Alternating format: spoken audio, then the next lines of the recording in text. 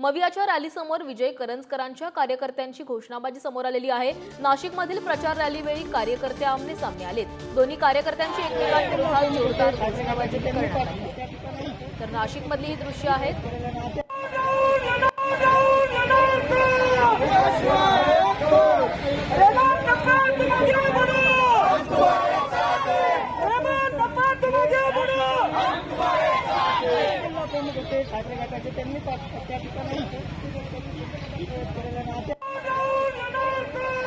तर आपण नाशिकमधली दृश्य बघतोय। नाशिकमधील प्रचार रॅलीवेळी शिंदेंच्या शिवसेनेचे कार्यकर्ते तसेच ठाकरेंच्या शिवसेनेचे कार्यकर्ते आमने सामने आलेले आहेत। मवियाच्या रॅलीसमोर विजय करंजकरांच्या कार्यकर्त्यांनी घोषणाबाजी केली आहे।